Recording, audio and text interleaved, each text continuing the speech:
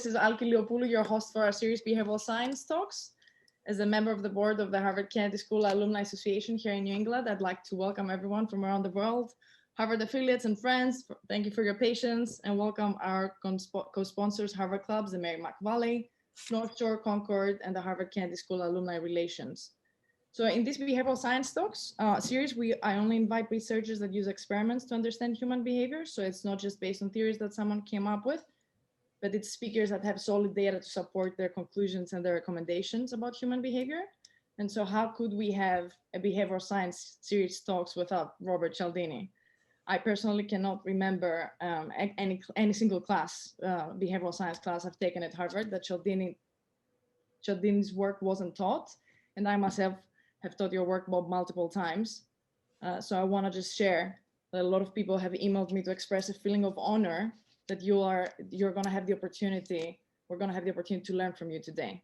You're usually a keynote speaker, so thank you for being with us here today. And just to conclude the probably unnecessary introduction, it's worth mentioning here that Nobel recipient Richard Thaler has described you as the great guru of social influence, and that you're widely considered as the father of persuasion. So I guess that can help explain why Cialdini's book Influence has sold over 5 million copies. Quick reminder, February 25th, same time, we have Robert Waldinger, speaker of one of the top 25 most popular TED Talks of all times. I'm gonna share all the details in the chat. We'll answer questions in the end. Feel free to add them throughout the Q&A. Thank you for your patience and for sharing your favorite principles. And raise your hand using the function on Zoom to ask your question so we can hear your beautiful voice. And without further ado, Bob, thank you for being here. We're all ears. Thank you.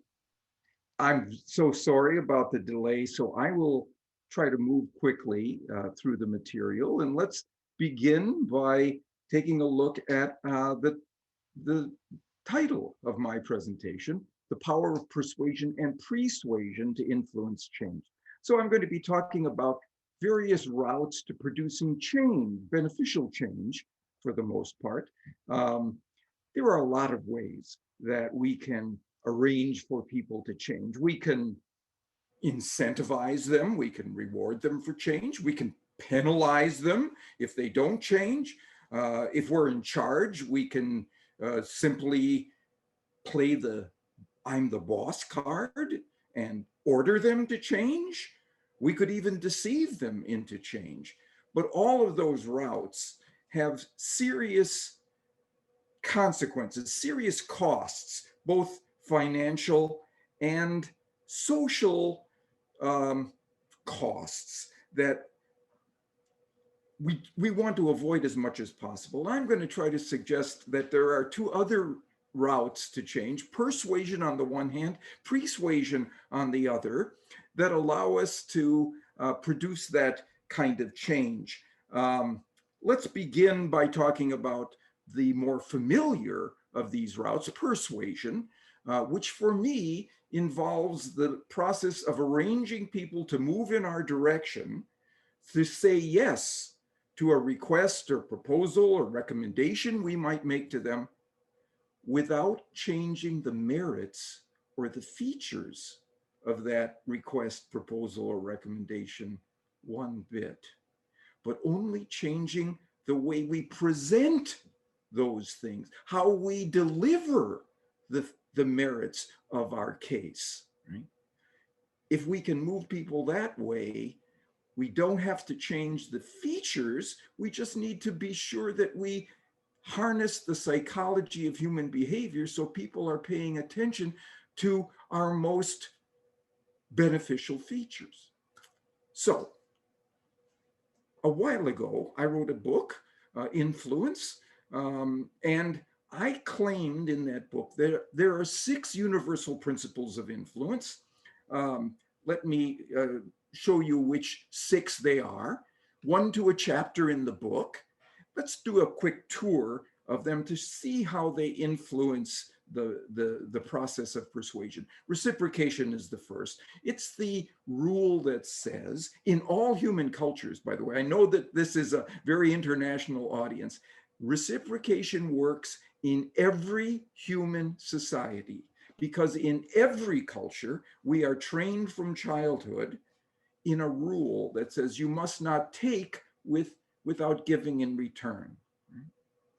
As a consequence, if we recognize that people want to give back to us first, we can, after we've first given to them, we can give first, we can give benefits, we can give advantages, and they will want to give those back to us. Here's a study that my colleague, Stephen J. Martin in the UK did actually in Colombia and Brazil in McDonald's. He was able to arrange for the McDonald's manager to give families a gift, right, in the store, and that gift, when it was given in a particular way, increased the size of the spend by 25%. What was the gift? It was a balloon to each family's child. For half of the individuals, they got the balloon as the family was leaving. For the other half, the one that produced the big increase, they got the balloon as they came in. So you have to give first, and they got a 25% increase in purchase at the food counter, including, by the way, a 20% increase in coffee orders. The children weren't going to have coffee, but I can testify as a parent, if you give my child a gift, you've given me a gift, and I owe you in return. All right. So that's the first. Scarcity is the next principle of influence. It says that people want more of those things they can have less of. And research has shown in supermarkets, there's one kind of promotion that works better than any other promotion they've ever tried in this particular set of supermarkets, right? It was promotions that were based on scarcity, either saying limited time offer for this sale, or only 3 items per customer, limited number, right? Those were the most successful promotions they've ever had. People want those things that are limited, that are scarce, that are rare, that are dwindling in availability. Next principle is authority, right? People, when they are uncertain, want to follow the lead of legitimate experts. My own team did a study in a hospital where they were concerned that stroke patients, when they left the hospital and then came back to be tested to see how well they were doing their home exercises, weren't doing their home exercises. We asked them to do one small thing that enhanced the authority of the physical therapists who were giving them the home exercises to do. Simply put on the walls all of your diplomas, all of your certifications, all of your awards. And exercise compliance went up 31% because now genuine authority was part of the persuasive appeal, and people were more willing to accept it. Next principle is commitment and consistency, or the idea that people want to be consistent with what they have already committed themselves to, what they have said or done. There was a lovely little study done in Chicago.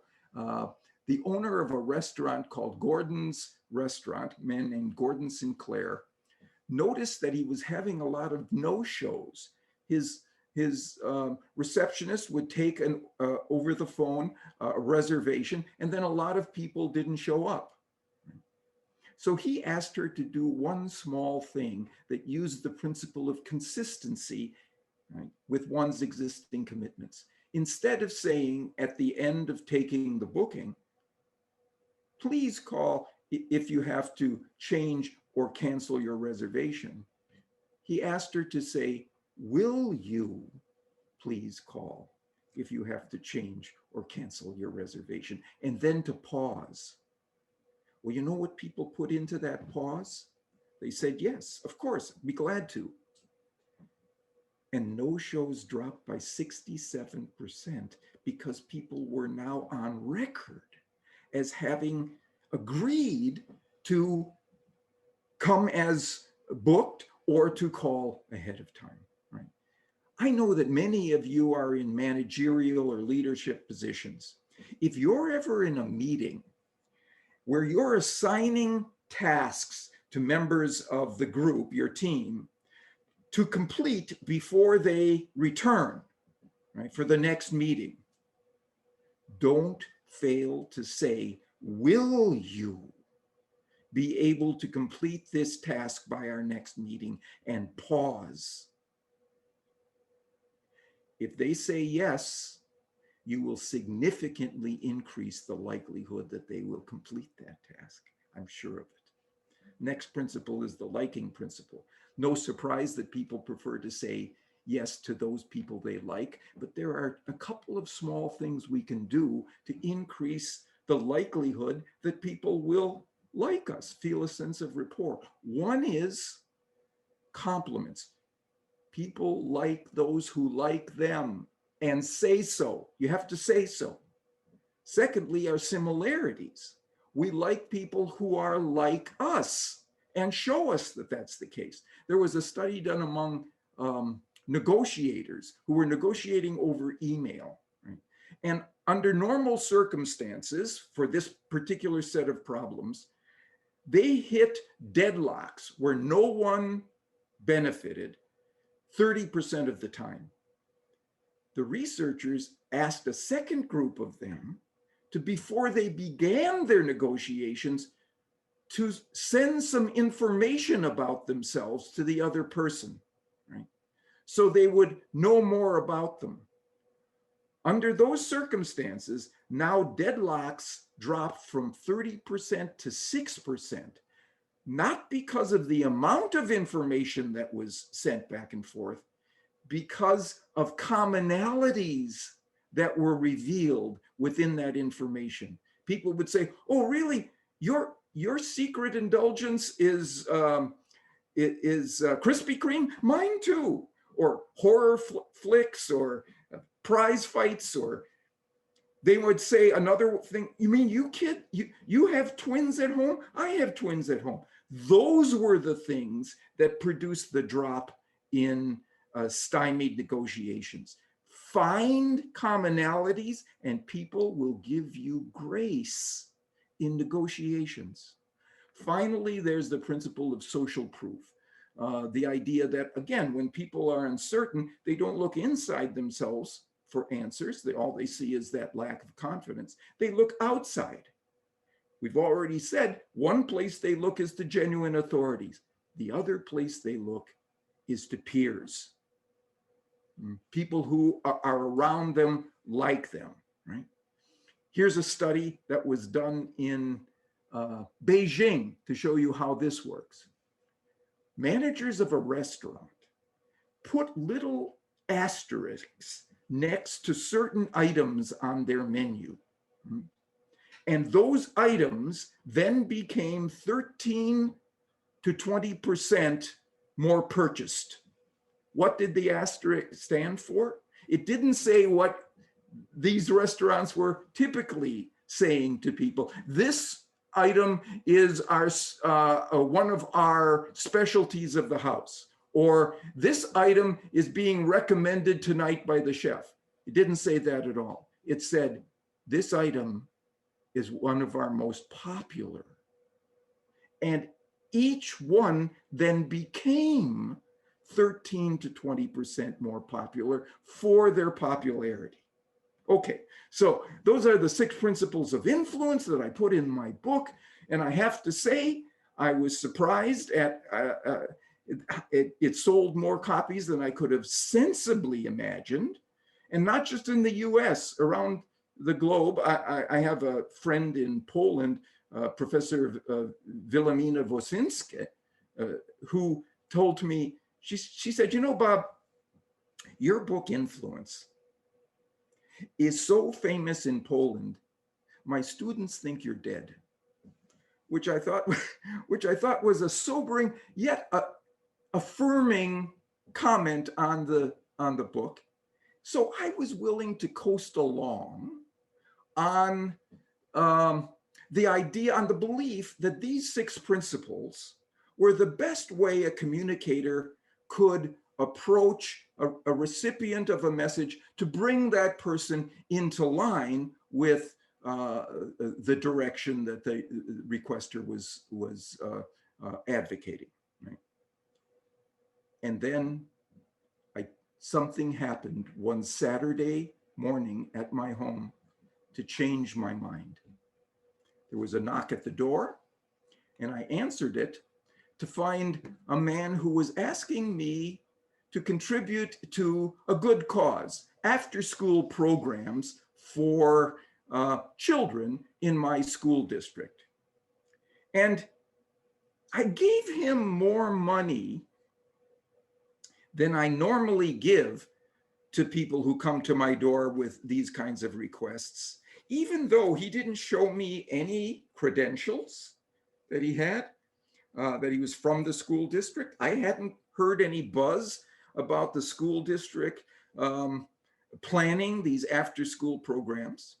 And I remember closing that door that you see and leaning against it and saying to myself, wait a minute, this man didn't use any of my principles. And yet he got me to give him twice as much money as I normally give. And I realized that he used a different form of influence. He used persuasion on me.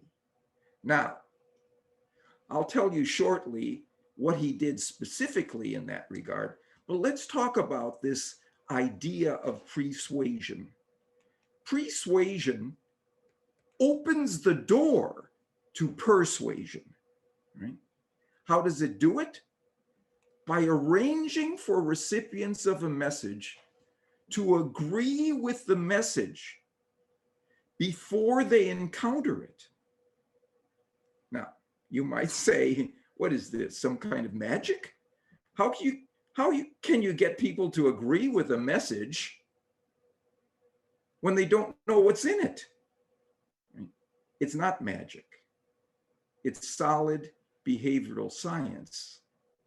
Because for one reason, you know what's in your persuasive appeal before you say it. And if you arrange for the recipient, right, to focus on concept that is aligned with, is associated with the core feature or idea of your message, you will have readied them for that core feature when they then encounter it inside your message later. Right? How does this work? It works by temporarily changing what people view as important.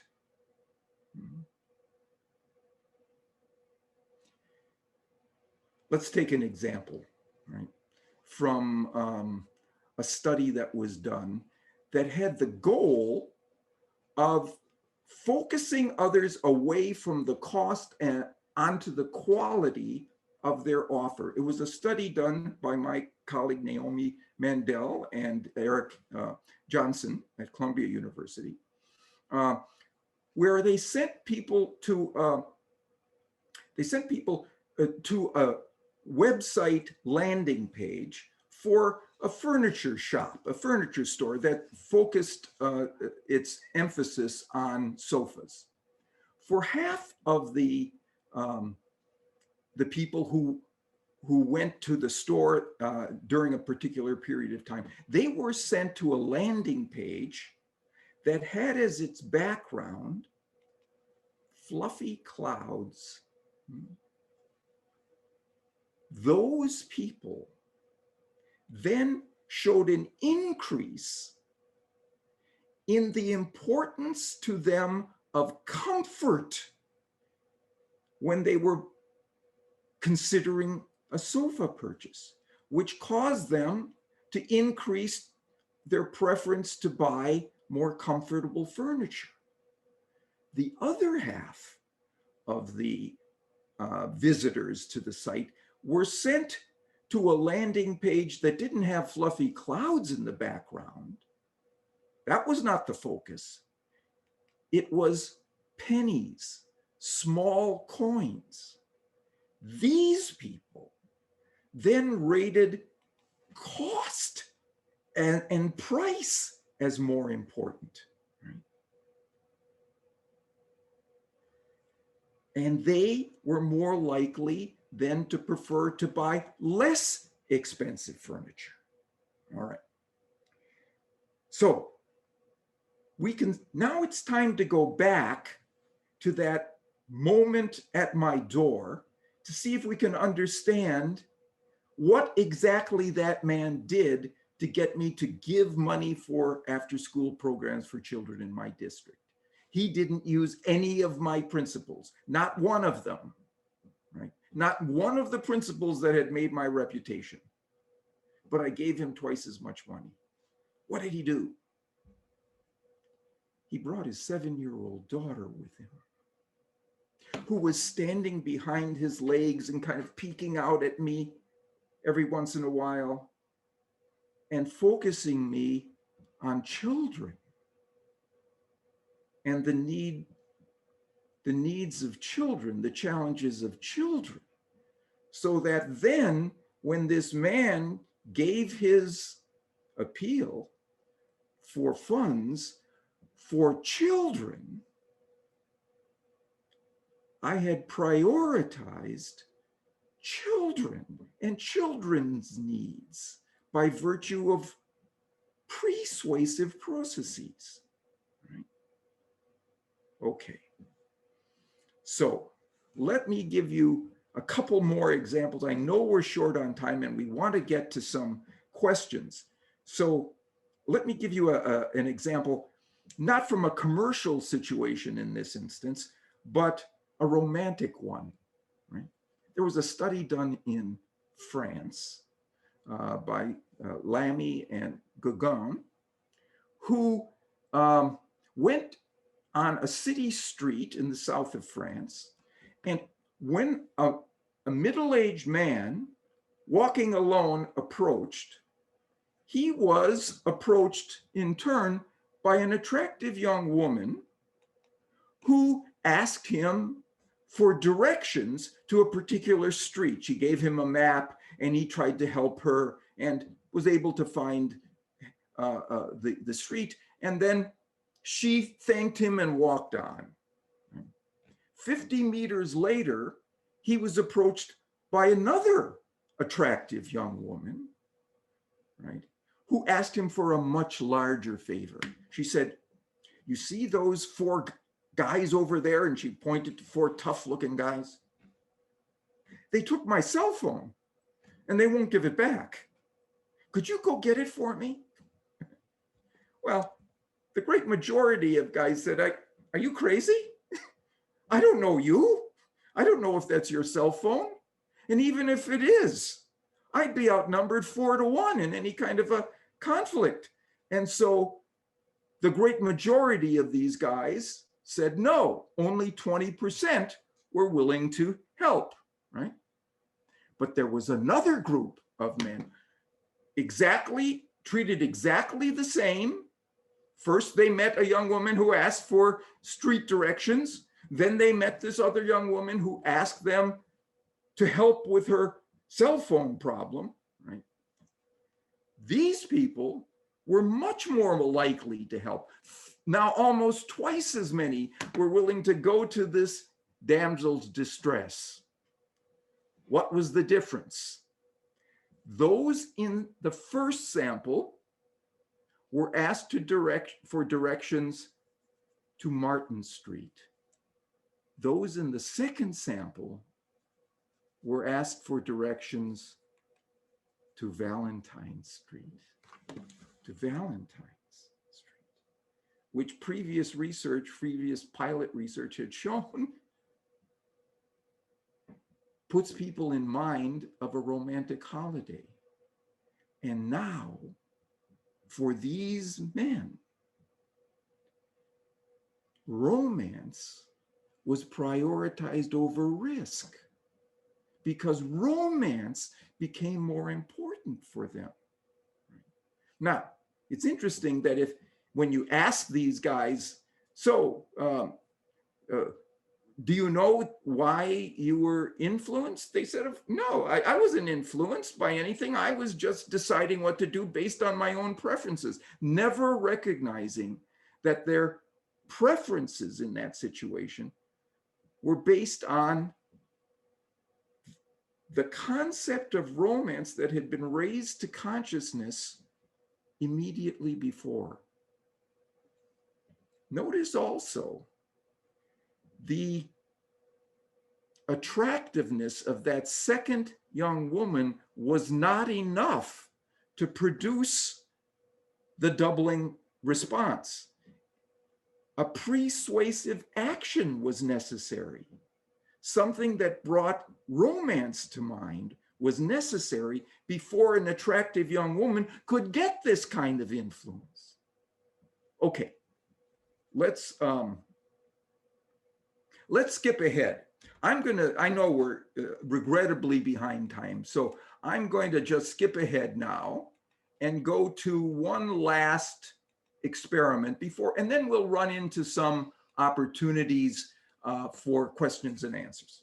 Let's take another goal. This one is establishing a feeling of togetherness, or what I'm calling unity.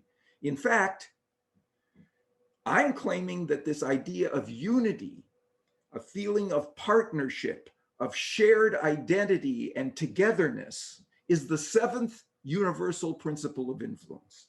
And let's take a look at how it works. There was a study done in Brussels. Right? Researchers brought subjects into an experiment and had them look at certain photographs of household objects, tables, chairs, forks, knives, and so on. Right? For one group of these individuals, right, standing behind the item in the photograph was an individual singly alone behind them. Another group of subjects, randomly assigned, had two individuals behind the household item in each photograph, two people who were standing apart.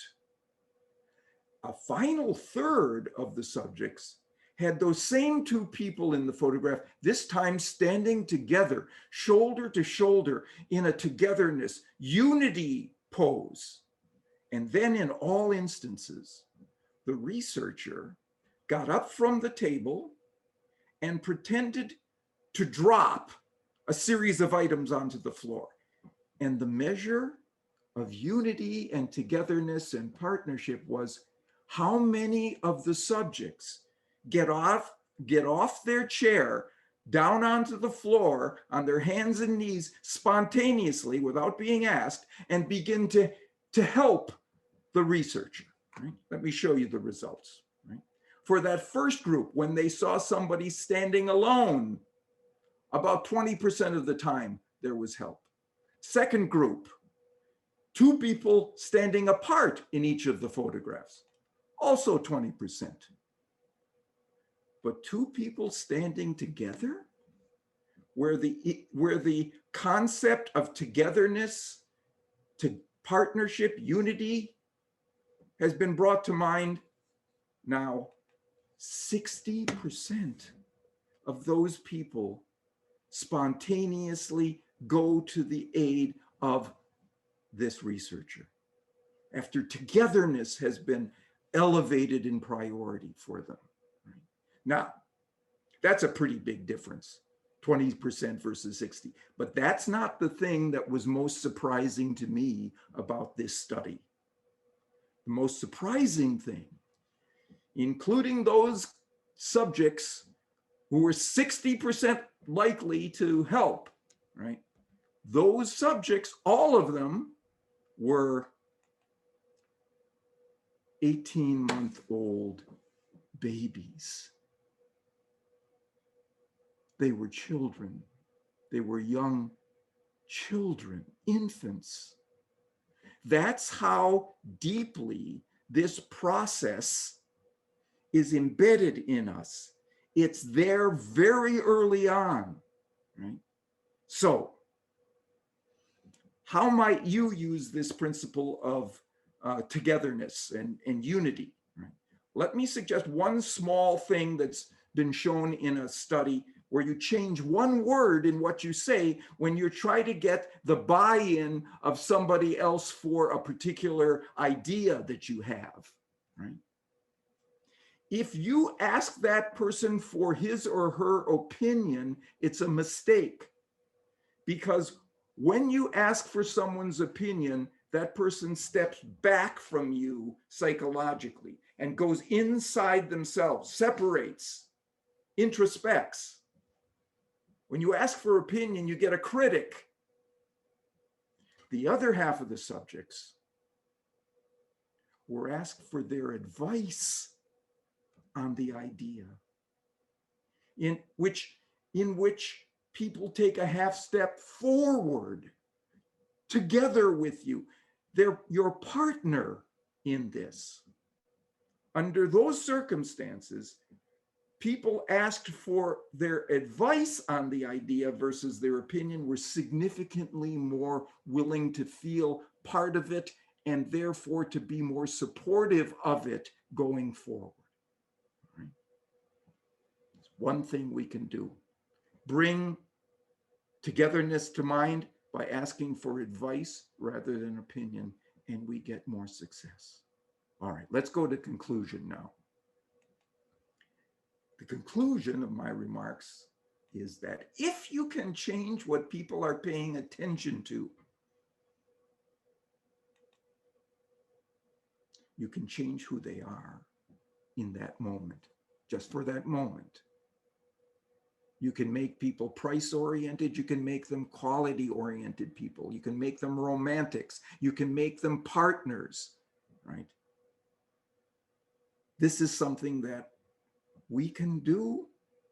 We have to do it ethically, but we can do it and enhance the outcomes of all concerned. Thank you very much for your kind attention. I'll go to all right. Thank you, Bob. I'm gonna go straight to some of the questions. I know you're a very active researcher, yes. Still, despite the level of your fame. So I'd like to hear if you can share with us, if you're comfortable sharing anything new that you're working on. Well, one thing is I've revised my book Influence. It's about to appear in May, and it's a major revision. I've been working on it, added 220 pages to it. So it's a major revision. That's one thing. But I've also been working on the whole idea of ethical cultures inside organizations. And what we find is that in those organizations that have an unethical culture, as defined by the way the leaders behave, there's a big cost. Attrition, people get out, right? And you have to replace them, a big cost. But there's even a hidden cost. The people who get out are the ethical ones. And you're left with a precipitate of people who are comfortable with unethical, dishonest behavior. They're comfortable with cheating. And what we find is that they cheat the organization. You get costs associated with under the table deals and padded expense accounts and thefts of equipment because you've pulled the viper under your coat, right? And brought it to you.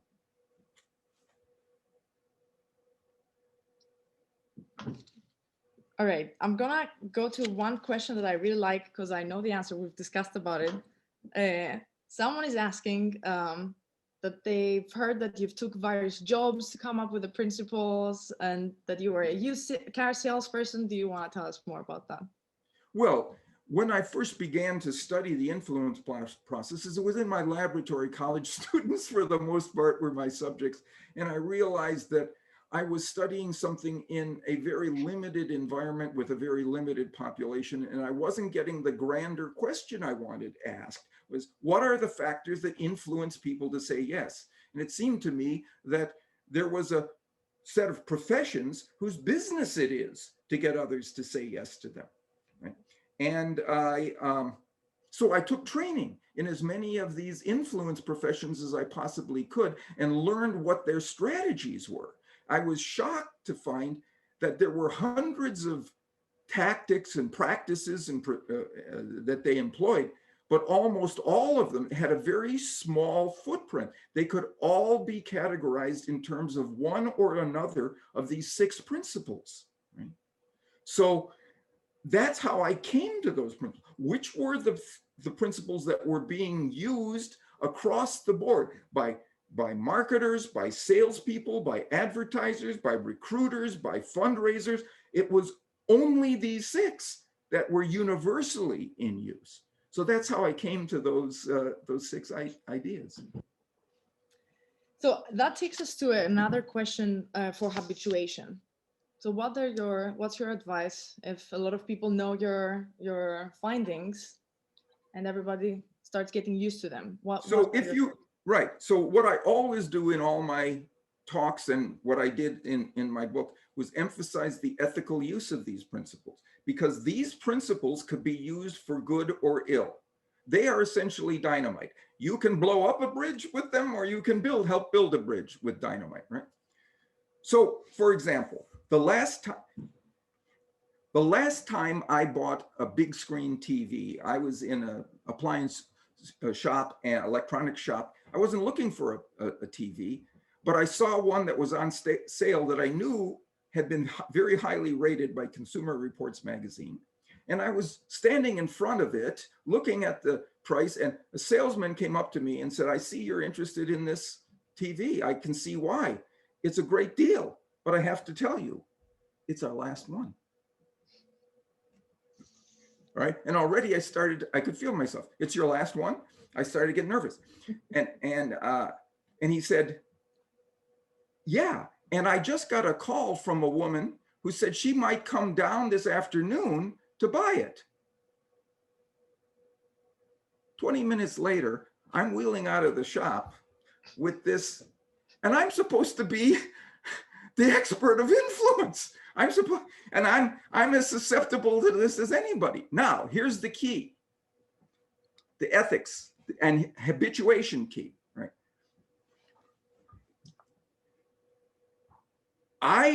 People will continue to be moved by these principles if you use them honestly on them, because then they benefit. If this really was the last one of this great deal, and this salesperson didn't tell me it was the last one, didn't use the principle of scarcity on me, I went home to think about it, and I came back to buy it, and he said, "Oh, sorry, it's gone. That was our last one." I would have been furious at him. "What? It was the last one? You didn't tell me? What are you, some kind of a fool? What's wrong with you, man?" I needed him to use the principles of influence on me when they were inherent natural features of the situation. If, however, he was using the scarcity principle as a device to get, he had plenty of other models in the back room, right? And then when I left, he'd get it out and put the next one on the shelf and use the same. By the way, Best Buy employees were indicted a few years ago for using this strategy, right? This is something that they do. All right. If he had done that, now that's unethical, right? So here's how I found out if he was honest or not, right? I went back the next day to see if there was another model of that TV on the shelf in that space. There wasn't. He had been honest with me. So I went back to my office and I wrote a 5-star review for his shop and this salesperson. If he had been dishonest, right, then I would have written a very negative review right? We have to benefit the people who use these principles on us honestly and educate us into agreement. We have to sting the people who use them dishonestly on us. Yeah, I love this approach, and I'm gonna take it to the children now, because there are a lot of questions about children, and there are some questions about COVID. What are your thoughts for both big subjects? Some of these principles work right away on kids because they tend to be inherent. So for example, scarcity works right away on kids. Social proof, the idea that a lot of other people are doing it, works right away on kids. And liking, similar, kids like puppets that are similar to them, more really at very early ages. Some other principles like reciprocity have to be socialized into us. Okay, so the kids will be susceptible. Commitment and consistency doesn't start to be active until about 6th or 7th grade. So not all of these principles work right away on kids, but a lot of them do. Now, how about COVID? Here's what I'm going to suggest. We use what's already there in the situation. And you know what we have building right now? Social proof. First of all, we've got scarcity. We should definitely point to the fact that there are limited, that causes people to want it. When people want it, they queue up, they get it, and we get a scarcity, we get a social proof effect. A lot of people are doing this that has an especially effective character. It's a trend. It's not just a number. So if I say to you that 60% of people are want to get vaccinated, right? That's a number. Right? One data point is a number, it's a statistic. If I say to you, 2 months ago, it was 40%. That's a difference now. 2 data points are a difference. And that's good. That's much better than just the number 60. But if I say to you, and we've done research on this, 2 months ago, it was 40%. Last month, it was 50%. This month, it's 60%. Now you've got a trend. 3 data points are a trend, and that causes people to go crazy for it because they project the trend into the future. They think the same function is going to continue, and they want to be part of the majority who are doing this. Right? So it's not just present social proof, it's future social proof that you are harnessing in your behalf. Bob, thanks so much. This was very insightful, even more than the high expectations that I think people had, given especially the time. Thank you everyone for joining. Well, I was pleased to be with you. Sorry for the mix-up, but I'm glad we had the chance. Made up with a great delivery. So thank you so much. And Right. Bye everyone. Have a good day. Okay. So long for now.